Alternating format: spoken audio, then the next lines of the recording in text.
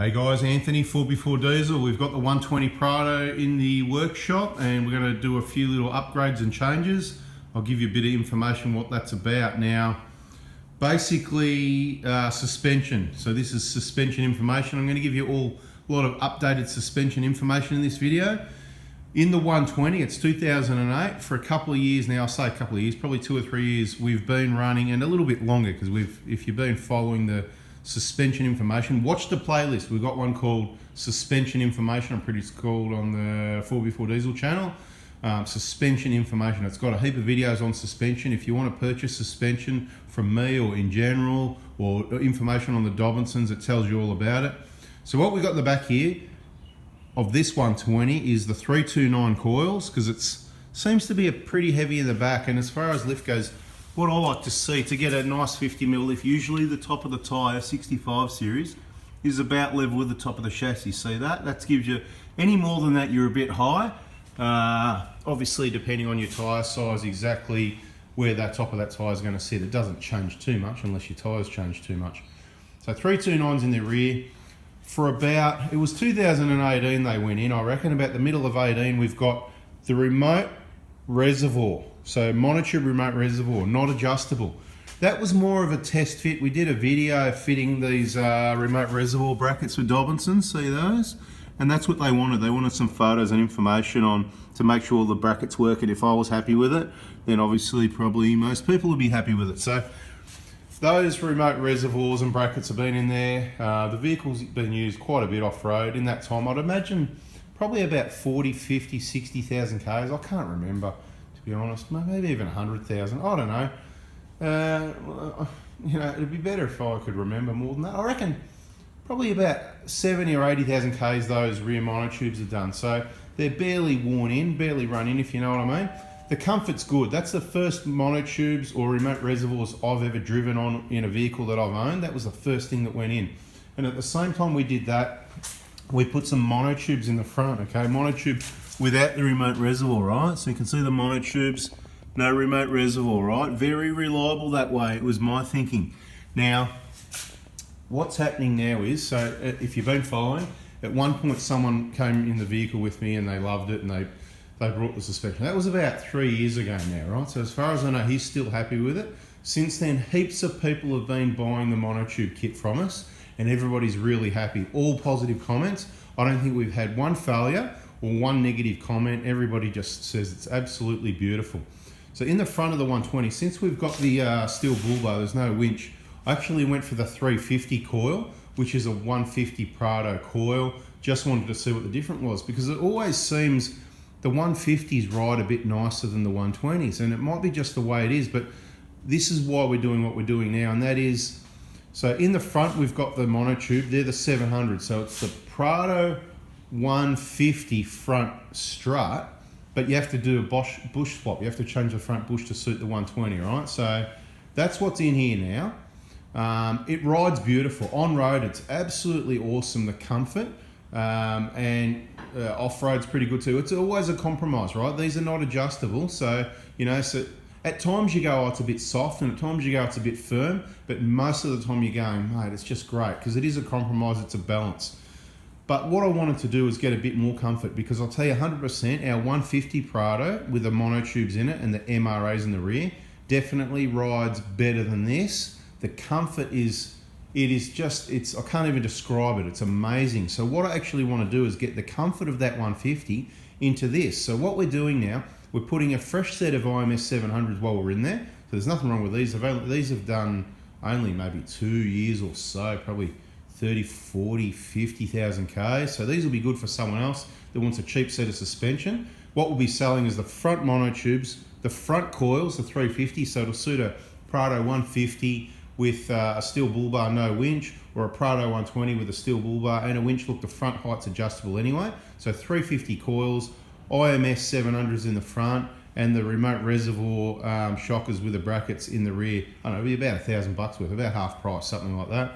Anyway, the story is I'm putting a fresh set of 700s in the front. We've done the bush swap, they're on the bench ready to go, and I'm going to change over to 314s, which are the softer, a little bit lighter, not soft, but a little bit lighter front coils. That's the longest coil you can get for a 120 Prado. And the reason I'm going for the 314 and not the 302 is, you know, we've got the bull bar, we've got the heavy batch plates, we've got dual batteries, this sort of thing there. And look, you can see, look, is that, I thought you could see me there. No, it's just the orange reflector there. So anyway, so we're going to freshen it up, and then I'm going to do a direct comparison on the ride. Obviously, it's going to take weeks and months. I'm going to get out there in the high country and make sure, you know, it's not going to be just drive around the block and go, oh yeah, that's better, mate. It's not. When we test something, give you information, it's thorough testing and accurate information, right? And genuine. You know, nobody's paying me to do this. This is our vehicle. This is what I choose to do. This is what we're putting in.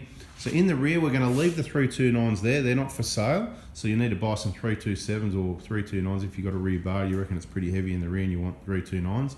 We're going to put a set of mono tubes without the remote reservoir in the rear because I don't actually own a set of those. So heaps of people are buying them. I want to feel what they're like. And I don't mean fit a set and feel what they're like. I actually want to own it, drive on it and feel it every day, every week, every month for a long time and go, yeah, right, okay, that ride's exactly the same as the remote reservoir or not.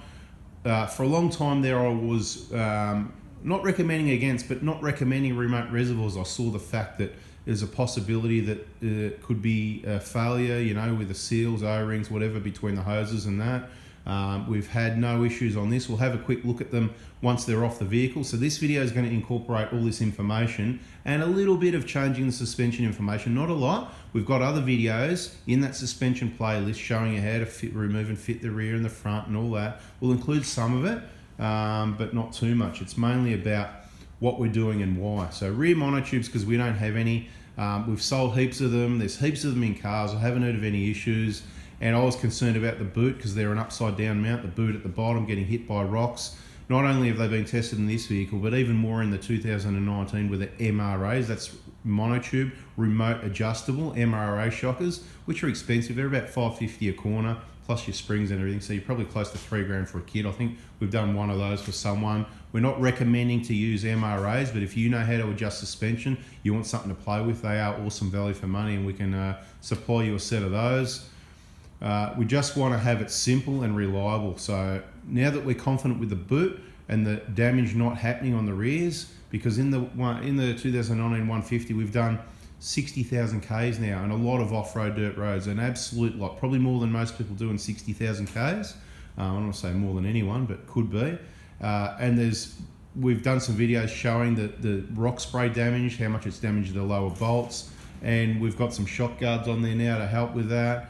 But we're going to do the same here with the 120. We want to get those monotube in the rear to see what it's like, and we want to get that lighter spring in the front, but at the same time freshening it up, putting a new set of 700s. So let's get it up on the hoist and get them in there, right? We've got a 4x4 diesel workshop partner in Sunshine, highly recommended, and all the suspension works and installation is done there and has been done. It's been that way for a little while now. So that's where we're at, and I just want to quickly run through a few of the components. Again, changing the front suspension, just a quick one. We take off the K-on bash plate, right? So that's off. We remove the sway bar completely to get that out of the way. You remove the split pin and the tie rod end, bada bing, the bottom bolt out of the strut, and there's 3 nuts up the top there. So that's what comes off the front. And then what you need to be careful of is not damaging the CV boot because you need to basically push this down, right? I'm not going to demonstrate, it's in other videos, right? This arm gets pushed down, you're basically flexing those rubber bushes, which we may have a look at in this video, but we've looked at it in our other videos, you know, the inspection playlist, in service inspection playlist. If you're looking at buying a Prado, or you know, you're going to do some work yourself, you want to know what to check after the purchase or before the purchase or during the purchase or whatever, check out those. But they more show you what these bushes here should look like. We may have a look at them after this new suspension's in. As I mentioned, this is going to be for sale, this gear here. So these are the, like I said, 350 coils. It doesn't really matter about which coil it is too much, because you can adjust the height using these 2 purple rings. You know, you just lightly lock those together. As soon as the spring compressor comes on the seat here, they lock up anyway, so there's no need to go too tight on those. You can adjust them on the vehicle. I would suggest cleaning and lubrication before you do so, and take as much spring compressor can't even speak properly, spring pressure, right? Spring pressure is what I'm trying to say, spring compressor off. These little valves, don't touch them. You'll notice the new ones, they've got caps on them to make them, let's say, idiot proof. So, you know, it's a bit like the transmissions that they got rid of the dipstick and they put the filler plug. Anyway, they're the components. You'll find basically the same's happened over here. Right, tie rod ends out, ready to go. You know, the sway bar's out of the way, the top nut's gone. Pretty well ready to lift this out now. We'll show you the condition of the bottom bushes. Now, I'm just recapping. So 2018, those rear remote reservoirs went in, definitely. I reckon it was about mid-18. And it was shortly after then that someone came for a drive and they wanted what was in the front of this. So this got new 700s and coils. They're at least 2 years old. Maybe, I don't know if it was late 18. Yeah, I don't think, because what was it? COVID, when did that come? That was 20. It was before that, 19. Probably late 18, you know what I mean? You can see the nice new alternator there, beautiful. Yeah, so look, we'll continue. We'll get these out on the bench. We're going to reuse the top hats again. That's those up the top there. If you want to buy suspension, we can send it to you already assembled with that top hat, if you know what I mean. So it's a DIY fit up, just like we're doing now. No spring compressors needed. We'll continue on. Have some more information for you soon. All right, so here they are on the floor. You know, like usual, we use the vehicle. It's not one of these Toyota Land Cruisers or any other four-wheel drive, Prado, Hilux, whatever, that's all dressed up with nowhere to go. It's minimal mods. We do what we need, and it actually gets used. So let's say, I like to use the word, oh, it's been hammered, we've hammered it. You know, we look after things, but we also hammer them. Now, the genuine bushes are really awesome, and Dobinson's bushes are just as good, if not better, or not quite as good, somewhere really close, because Dobinson's bushes at the bottom here are one of the ones that I see least or no problem. I won't say no problems. I've had two, I'd say, you know, faulty sort of manufacturing workmanship, early failure. 2 out of thousands, right? So I'll be honest, and I've still got those there to show anyone. Luckily, one of them was on my car. What sort of luck would you have? Awesome luck, I reckon. But have a look at the bushes. All the way to the vehicles, on that pin, pushing up, squashing that bit of rubber above. Now, there's a bit of a, you know, manufacturing dag there, that's all that is, but the bush itself is in really awesome condition. I'll just roll it over so you can see. Both sides look the same. There's zero issue there. And with a lot of suspension brands, this sort of thing is the issue. Those bushes do flog out, and a lot of reputable brands do have that problem. Dobinson's don't. You can also see no leaks or anything like that. There's a little bit of a oil stain on that one, actually, on the driver's side, that is, which, or is it, you know? Because I'm sometimes spraying other product to clean. Yeah, it's the same on both, so I think it's more something I've sprayed. Could have been a bit of tyre shine that went too far, because you can see there's like a bit of a pattern there. It's not all the way around. There's no oil leaking out the shocker. That'll be the inside that didn't get cleaned, actually. So this will be the outside that's clean, spraying a bit of degreaser and that, and on the inside, it's just more dirt. So it looked like a bit of oily colour, but it's not. So there's zero oil there. There's zero bush issue. These are just run in.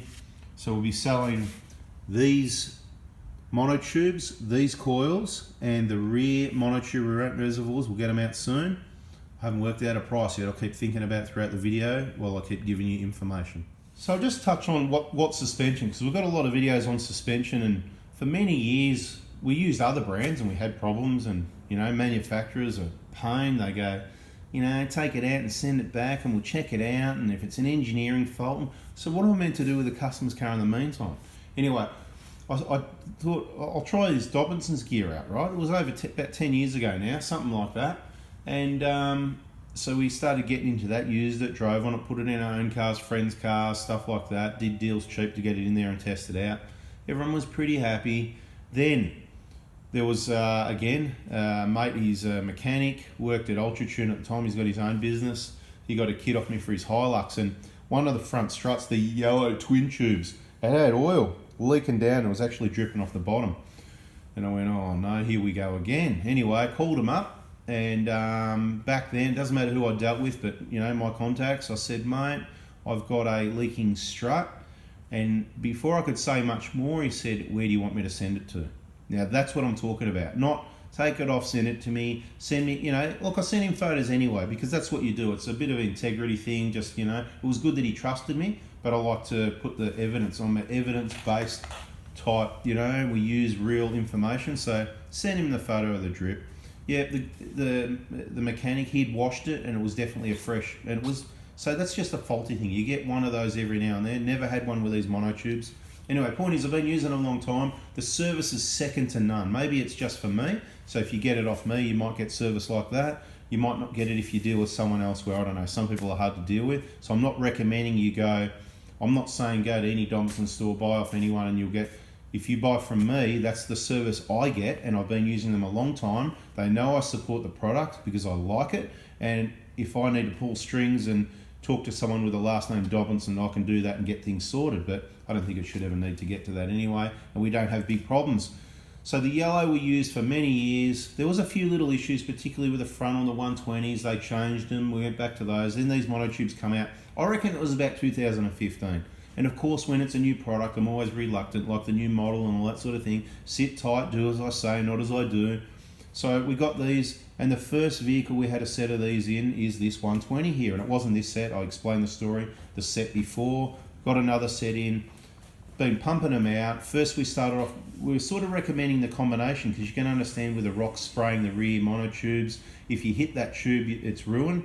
And that worked really well, but there was people that insisted on having monotubes all around because of their OCD. So there's a number of those now, plus our remote reservoirs, and we're quite confident now. So now if you ask me what the best combination suspension is, I'm going to say just get monotubes all around because I'm quite confident with that. Now that's not saying if you got twin tubes at the rear, you would have saved a couple $100. They're still good. We're not putting those down at all. I'm just saying there's no need to do the combination anymore. You can if you like, but there's no need to do that, okay? So you can get the twin tubes all around if you want something cheaper. People still say it's comfortable, they're happy. Heaps of people have got that in there. My father, who drives the 2013 150 Prado, he's got it in there. He's quite happy. And the bad news is soon I'll be telling him, you know what? I think we need to change those because they've done heaps. They've done the Gib. He's done 2 Kimberley trips on them. Heaps of Outback trips. Again, that Prado gets used. It's not more part of the R&TU. It gets used, gets absolutely hammered. So the latest update is if you want suspension, the best day I'm going to say for that one is we're going to try and leave that to Tuesday about 10 a.m. That way we can get all our injector kits and stuff sales done on Monday, get all those orders in, get them all paid for, get most of them packed and sent. What we don't, we can just tie up loose ends Tuesday morning and throughout Tuesday packing a few more kits. And then Tuesday morning from 10 a.m. is the time to inquire on suspension. But you need to make sure you've watched all these videos so you can say to me, hey Ant, I want twin tubes, the yellow ones, or I want monotubes, which are these ones, the black ones.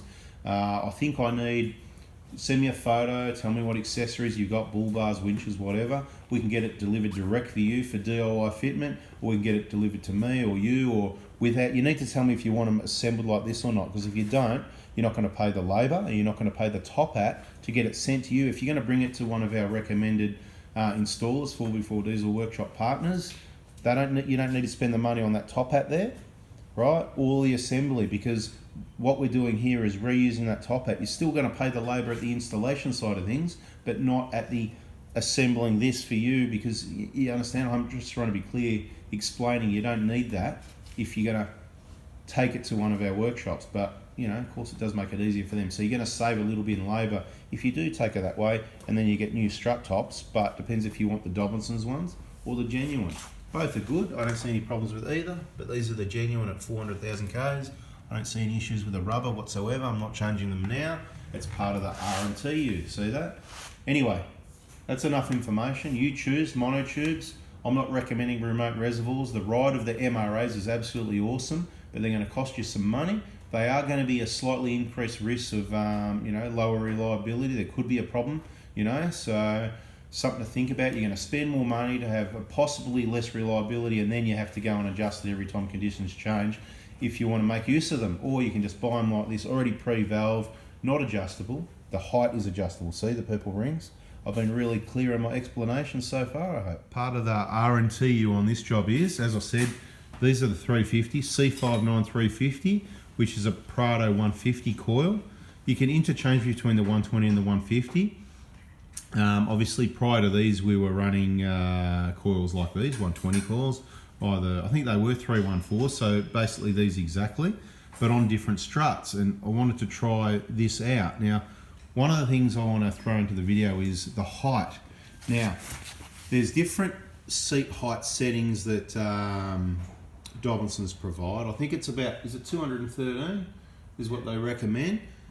Where they recommend the 213 mil, I recommend the 208, so I'm about 5 mil difference. Now, so what we're going to do, these are set at 208, so we're setting the new ones on the bench now at 208 to be same, and these 350s are giving a height of 780 at the front, so it's a 30 mil lift at the front at the moment. I'm happy to go up to about 790 if it works out, but we're not trying to adjust it because we're putting a different spring in. Now, the 314 is the longest spring you can get in that part number for a 120. So if you're heavy at the front, that's why you go to the 350s or the 352s instead of the 302s or the 314s. So the 314 is probably longer, I can't remember the specs, but a little bit softer. Once we've got this disassembled, I'll put them side by side and show you the difference visual on height and the spacings between each one of these coils and those coils, so you can understand the difference and the thickness. We'll do a thickness measurement. I believe they're the same, but we'll go thickness, we'll check the spacing. So with this and the other videos where I've tried to explain, hopefully you can understand how they get a firmer spring. And we'll let you know once these springs are in exactly what height, so you can compare whether it's going to be higher or lower going from a 350 to a 314. And you can work out things like if you use a 352 here, it's 5 mil longer, which gives you 10 mil at the wheel, okay? Just to explain a little bit more on why if you adjust it 5 mil, you get 10 mil.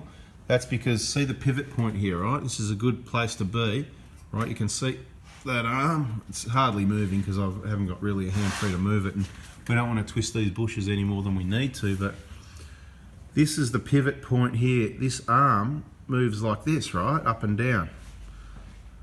You can see the strut is approximately halfway along the arm, right? So whatever you do, height difference here, it doubles. It's a mathematic thing. Someone can put it in the comments. Thanks for watching, and please put in the comments the mathematical. You probably need to know an exact measurement from here to here, and then from there to where the tyre is, and just take my word for it. It's about double anyway. You do 5 mil, you get 10. Okay, so here we are. We've got it all split apart. You can see the old struts there on the right, coilovers, whatever you want to call it. New ones on the left. Now the tall coils are the 314s. Now we just need to know the thickness of either of these sets. What are the 314s, the new ones? Got the vernier there. King with the verniers. Thanks for that. Well, that's saying about 17.5. Okay. Bit of dirt there, but let's not be too fussy. So he's too fussy, mate, you know? Okay, a little bit thicker, so 18, so about half a mil difference, current specification. Okay, so you can see, as I've explained in videos before with the coils, it's not about the thickness. So you might be surprised when we put these in, because you're going to think, wow, these are heaps higher. Now, could you please do me a favour? Do me an estimate of the difference in height from the top of this one to the top of that one. Just hold a ruler there and go, it's about, you know, just an about, you know. We know it's not your kind of accuracy. Ballpark. Now, what I want to point out is you can see the spacing here compared to the spacing there is different. And I've tried to explain it in another video with a spring.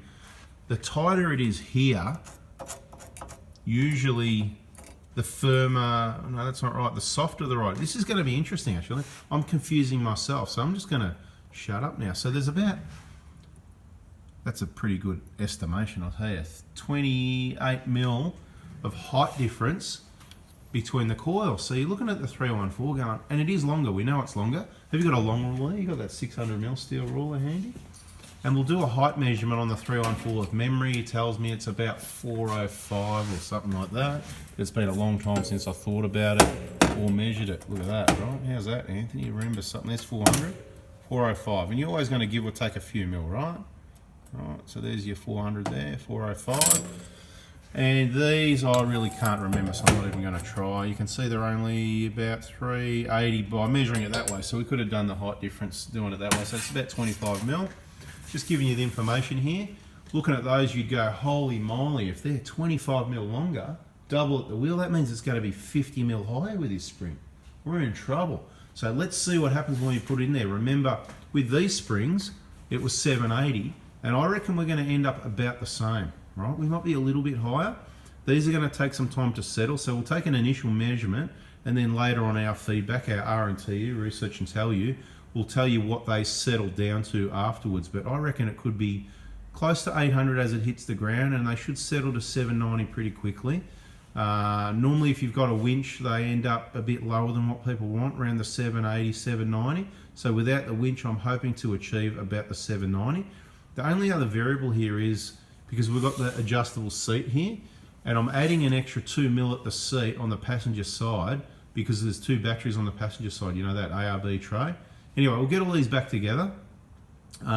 These will hopefully be a bit more comfortable and a little bit thinner, longer. It just seems bizarre. I'm even confused. But anyway, careful, mate. Don't scratch my new springs. Mate, you should feel privileged being allowed to work on the 120 and components going into it. He's dreaming. Oh, these are looking good. And you know what's really good? See the tag? Personally, it's good to have it there in case you need to check your part number. Don't rip the tags off. There's also serial numbers and stuff like that for if you do have any warranty. Springs don't sag, it's just you put weight on it. You put more weight, it squashes down. If you put on the bench and it measures up normal, then it's not sag. But yeah, it's good to have that C59, you can't see it that well, 314.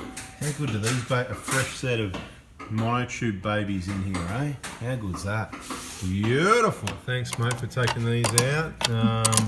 The open ender, the ratchet spanner, whatever works for you. There they are, guys. You can see they've been in there, like I said, it's at least 3 years, 2018, 19, 20, 21. So these are 3 years old. You can see there's no oil leaks there. Can you see any oil leaks? These swivel, you know, on an O-ring, whatever, you know. So these O-rings and that in there. I haven't worked on them, whatever, but quite obvious. Yeah, let's get these out. We'll put the plain monotubes in.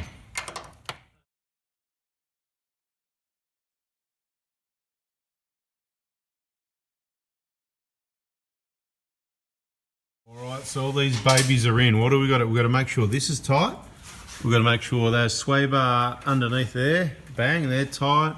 The tire ends, split pin, bottom bolt gets tightened up on the ground. What we do is we tighten it up in the air just to make sure the bolt's pulled through and it's not getting caught up the threads on any of the metal or anything. And then loosen it off so it's finger tight. And then once it goes on the ground, then this gets tightened up nice and tight. And they need to be tight. I don't know that torque spec, but they do come loose and fall off if you're not careful. And of course those 3 nuts up the top there, bada bing, there it is, look at that, looking good. Over this side, the 3 nuts up the top, and the bottom bolt, like I said, on the ground, this one on the ground, tie rod end, split pin, sway bar, oh these underneath bolts as well, don't forget those, right down here, these ones, you can put a little bit of Loctite if you like. And these ones here, and that's, you know, just double check everything and the bash plate can go back on. Let's get the bash plate back on. Beautiful.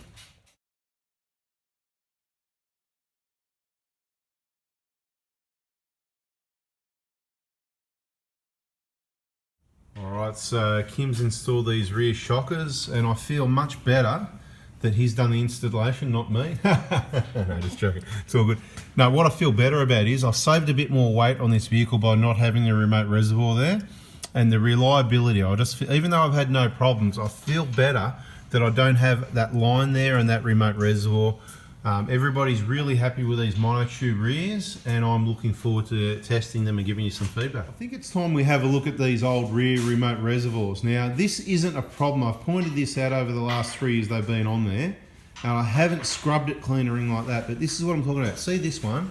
It's all nice and clean. We've already shown you that one.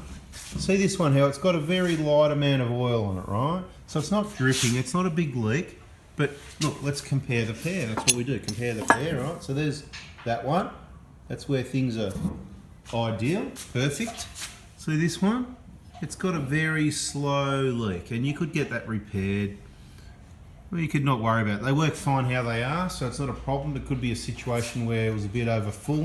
It could have been it leaked early, but I just want to be honest about it because we are going to sell these. They're working fine. We're going to do a bit more testing on them, give them a, you know, pump in and out, whatever, make sure happy days, but they work fine testing them on the car.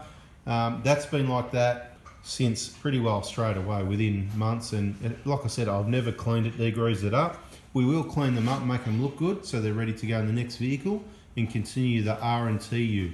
These will go to a vehicle, whoever it is, please, then we'll provide the feedback on our Facebook groups. I'll say, hey, whoever it is, how are they going, this and that. When it's in the workshop, one of those inspections, we'll go, hey, remember these? They went into this vehicle, another 4 years later, this is what they look like, blah, blah, blah.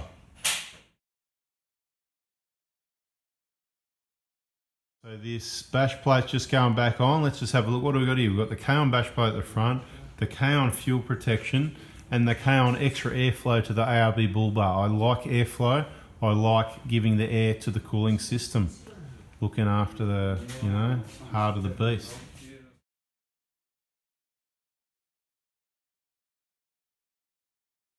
So he's just underneath tightening up those lower bolts.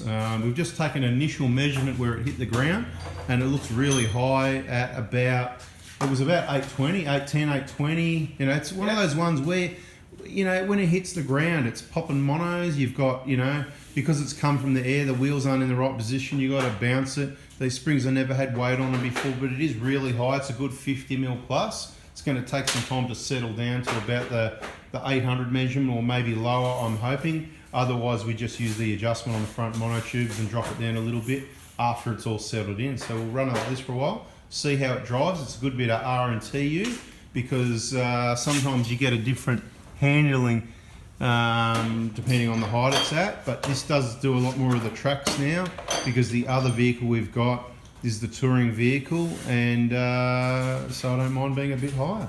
Anyway guys, thanks for watching. If you need any suspension kits, you can hit me up. Like I said, Tuesday's probably the best day. You can try Monday, Tuesday. Very busy, so you just need to sort of remind me. If you don't get it that week, maybe the next week, plan in advance. And we've got the guys in Sunshine to do the installation, and they even did my car. Thanks for watching. Hope you liked it. Please give us a thumbs up, subscribe, turn the bell on. More information videos coming your way soon. Thanks for watching guys. See ya.